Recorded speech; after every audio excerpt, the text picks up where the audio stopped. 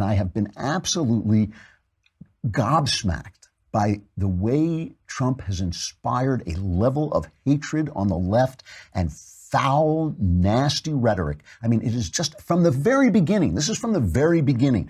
You know, I looked at the election in a certain way. I didn't like Trump. I was very much opposed to him during the primaries. Once he became the candidate and I compared him to Hillary Clinton, I took a long, long time to think it over before I decided, you know, I have to vote for Donald Trump. And so far, I've been really happy that I did. So far, Trump has been obstreperous, chaotic. He does a lot of crazy things, but his policies have been great. And half the time, I don't even like to talk about persons. I like to talk about policies because that's what really matters.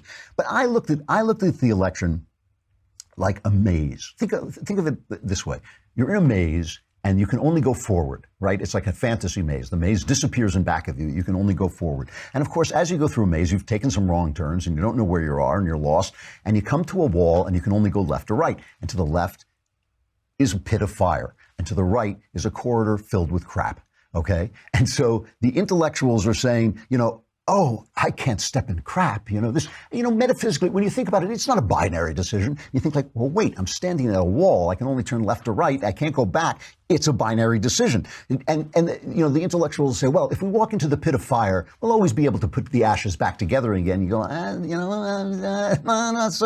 then you got the moralists who say, well, once you step in crap, there's no going back. It's crap all the rest of the way, you know, and then, you know, I'm saying like, well, it's a maze, right? Once we go, maybe we can still make decisions as long as we haven't been burned up. We can make decisions turned left and right. And of course, the mob, there's a lot of people going like, hooray, crap, you know? And so it's a very complex thing. It's a complex thing. What I said is, no, I'll take the right turn. I'll wade through the crap, and then we'll make decisions as we go and hopefully find our way back to our principles and back to our freedoms. But the left immediately, as they always do, they reacted to Trump. What's their mantra? What's their mantra of any right-wing president?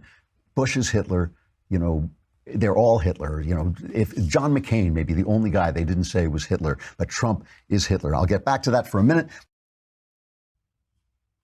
So let me show you some pictures, some stuff about the left. I mean, we know that the left is represented not just by Democrats, but also by the media and by the entertainment networks. Here are I want to show you two comedians. Let me just see when this is from. This is before the election. This is in March. Susan Silverman, is that her name? Susan Silverman, right? Sarah Silverman, right? Sorry, Sarah Silverman goes on the Conan show dressed up as Hitler and complains about being compared to Donald Trump. So here's Sarah Silverman dressed as Hitler and being interviewed by Conan. My understanding is you want to clear the air because you think you're being unfavorably compared to Donald Trump. Don't get me wrong, Conan. I agree with a lot he says. A lot. Like 90% of what he says. I'm like, this guy gets it. Okay. But it's just... I don't like the way he says it. It's just, it's crass. Yeah, you know? Yeah. Trump is very, very crass. Yeah. So Hitler agrees with Donald Trump, but Trump is too crass for Hitler. I mean, you know, this is all right. At least this is when he's just a candidate. And I have nothing against, by the way. Obviously, I have nothing against. I do it political satire, but this is a very, very specific thing that they do over and over again. Bill Maher did the same thing. He played a Hitler speech and then translated it for you. Watch this. Look at this Hitler speech, and we've translated it for you. Thank you. Thank you. We're going to make Germany great again. That I can tell you. Believe me. Germany doesn't win anymore. England, France, America, they're laughing at us. The Treaty of Versailles, a terrible deal. We have stupid people who are our leaders, really stupid people making terrible deals. I mean, Maher at least is funny. But, you know, after all, we had heard this. It's not like we hadn't heard this about George W. Bush. It's not like we hadn't been listening to every single conservative be called and compared to Hitler. So at this point, you know, even if Trump had actually been Hitler instead of who he is, which seems to be a normal Republican with a big mouth, you know, even if he had been, we wouldn't have listened because it's the boy who cried wolf. You know, the left has a big problem with metaphorical thinking. they use metaphors and then they believe the metaphors to be the fact, right? So they'll say, language is violence. And then they'll beat you up if you try to speak because language is violence. So it makes sense that they're only beating you up in self-defense. And inequality is violence. So we have the right to take to the streets and riot. They're constant, whatever it is, the environment, hurting the environment is violence. So we have the right to blow up your factories. We did this a little bit with Obama on the right. Obama, we were constantly saying Obama is a tyrant. And I would say to people, I don't know. Is anybody banging on your door, arresting you? There was one guy, that video maker, got arrested like that. And there were things that Obama did that toyed with tyranny, but he was not a tyrant, right? He was not a tyrant. He was still just an American president with bad ideas. So this is the problem with this kind of here we are, we're still free, we still have our Constitution, we're still working in our system, and all this talk is dangerous when we're surrounded. We are an island of freedom now in a world that is becoming increasingly authoritarian, and this talk is dangerous. So yesterday I talked about how Trump unleashed this Twitter storm against Robert Mueller, and they press went nuts. It's war. He's at war with the FBI, that metaphorical language. I mean, if he's at war, you really have to fight.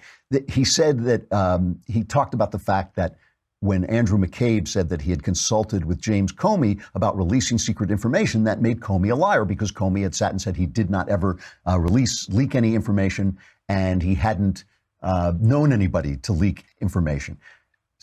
Hilariously, the Washington Post did a fact check where they just went after him saying, oh my gosh, the lies, but nowhere in the fact check do they disprove anything he said. They talk about his language. They talk about, they'll say he used, his typical overstated loudmouth language, but they nowhere do they disprove that Comey was in fact in conflict with what Andrew McCabe said he did. So talking about how they get crazy, I have to play this one just for comic relief. Chris Matthews is talking about Mueller investigating Donald Trump. Remember how I'm talking about metaphorical language and how once you get into the metaphor, you start to think that the metaphor is the reality instead of a metaphor? Here's Chris Matthews going insane on actual television.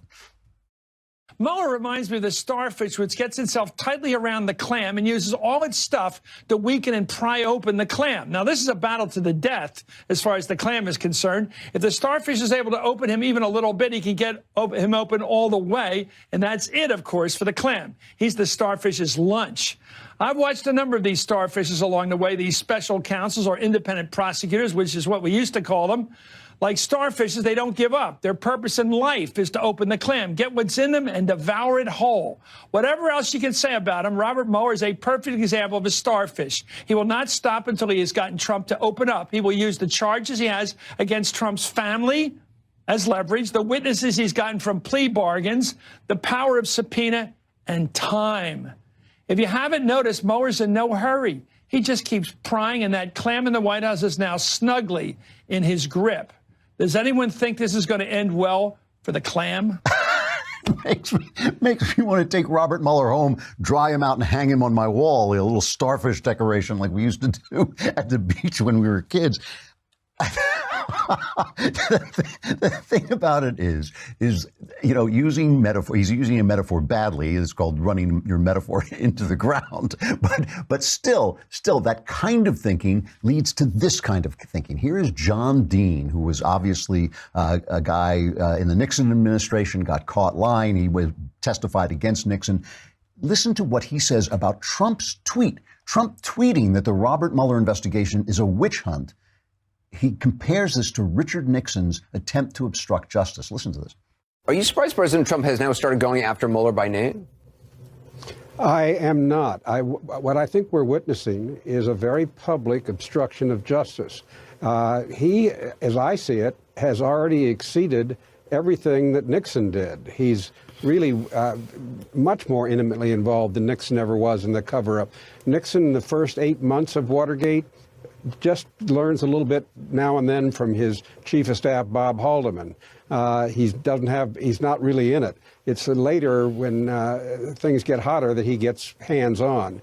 But Trump, from the very beginning, he's involved in this. And so I see a very different profile, and the big difference being Nixon was behind closed doors, so everyone was surprised when there were recordings of it. Trump is just right out front on it, and he's doing it very publicly. That's a pretty stunning statement that you're saying. I just want to have you repeat that. You're saying, in your opinion, Donald Trump has gone farther than Richard Nixon did to obstruct justice? That's exactly what I'm saying. I think Trump is Nixon on steroids and stilts. But he just sent out a tweet. How does a tweet obstruct justice? It's an insane example of metaphorical thinking. There is no obstruction. First of all, as far as we know, there's no crime. Now, legally, you can obstruct justice even though there's no crime, but it's kind of absurd to charge somebody with it. And what on earth is he talking about? What is he talking about? Why doesn't Donald Trump have the right to go forward and defend himself? Now, look, you cannot say that I haven't spoken about my misgivings about Donald Trump, about his manners, about the way he operates, the chaos in the White House, all these things. I talk about them all the time. But a president has to be judged by his policies and by his actions. And so far, first of all, he's been much tougher on Putin than Obama ever was. I mean, the main battle weapon we have against Putin is fracking, is taking away the power of his petrodollars, which support everything he does. I mean, they haven't got any business. It's all petrodollars over there. So if we could frack them into the ground, and actually, undercut him entirely. There may come a time when Trump does something authoritarian, when he subverts the Constitution, when he oversteps the role of president. There may come that time, and we will talk about it here, and I'm sure a lot of people on the right will talk about it. But the time hasn't come. It hasn't come. And if we're not, why aren't we supporting him? What is it about him that is driving the left so crazy? Well, meanwhile, on the left, the move away from democracy is clearly on the march. The move to shout down free speech, the move to destroy capitalism. If you don't believe in free will, how can you believe in freedom? If you don't believe in free will, why should people be free? I mean, you would have to make some kind of complex game theory argument that only working together could we come up with the right answers. But that's not true, and they don't believe it. Obama was always saying, I wish I could just rule by the experts, but we have all these annoying democratic laws. Freedom is there for you to find the meaning and purpose of your life, the development of yourself into its fullest expression of what God intended you to be. If you don't believe in that, you have lost the plot of freedom. That's why Europe has no leaders. That's why the left is so insane about Trump. It's not that Trump has done anything authoritarian, though he hasn't yet. It's not that. It's because they want to be authoritarian and they think he is getting in their way, which so far he is, which is great. So I think that underneath all this, we have to recover this sense of meaning. And I'm sorry to tell you that it comes through God, but it does. I'm sorry that it probably only comes through Christ, but it probably only does. But, those are the things that we're going to have to start looking about, and we're going to have to start talking about. We're going to have to start recovering logically through wisdom, through insight, through reading for ourselves, and then give them to each other. We can't force them on each other. We have to give them to each other, because otherwise we are going to lose the plot. And this great sea of authoritarianism that is growing throughout the world is going to close in and cover us.